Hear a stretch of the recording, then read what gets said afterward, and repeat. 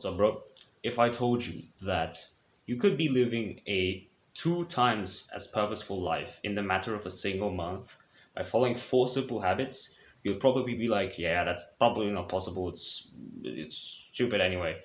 But stick around till the end of the video, and I'll promise you that I'll have convinced you otherwise. What you will need to do for this is follow these 4 habits every single day for a single month.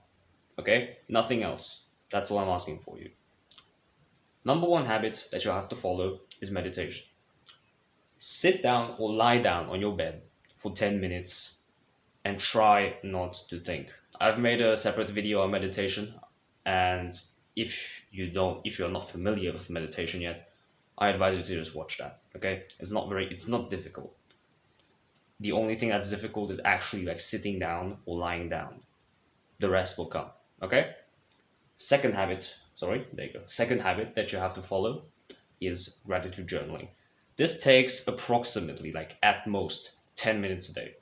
You take a journal, you take a pen, and you write down three things to 5 things that you're grateful for. I am grateful for the sun.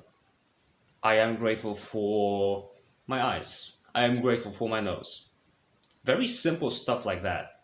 And write like in the second part of the sentence, I'm grateful for XY because.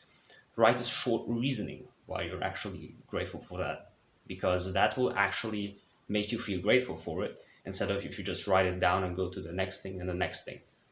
You want an effect on the things that are potentially changing your life and not just like monotone writing that isn't going to get you anywhere. Okay? Sorry. The third thing that is probably going to be the most difficult, but I swear it's not very difficult still. It's exercising at least 30 minutes a day. You can do this in many ways. You can go running, you can be at home doing push-ups, you can go to the local gym, you can do basically anything you wish. The important thing is that you actually like start to exercise. The most foolproof way is going to the gym. Home workouts are the thing that work for me. Going to Kung Fu, like a martial arts school, is also a great way to do this. And this is a big life changer because this is going to be the thing that is going to amount to your physical activity. All of the other things are more like mental activity. This is the physical activity. So 30 minutes every single day. And the final one is not really a habit, but it's something more of a necessity, and that's sleep. Most people are sleeping 6, 7, 8 hours a day, and 6 to 7 just simply isn't enough for most of us. There are a few people out there who can get by with, I don't know, 5, 6, but at the end of the day, you should be getting 8. That means you go to sleep at, let's say, 9 p.m., wake up at 6 a.m. That's the way I sleep. You can go to sleep at 10 p.m., wake up at 7. Also works. Pretty good as well. It really depends. But why did I just choose 9 hours instead of 8? I'm not stupid. I chose that. I chose that on purpose because you want to spend more time in bed than 8 hours if you want to sleep 8 hours. The reason for that being that you'll probably wake up during the night, you might have to take a piss, you might just wake up because the room may be too warm, may have had a nightmare, and there are many factors that can wake you up, okay?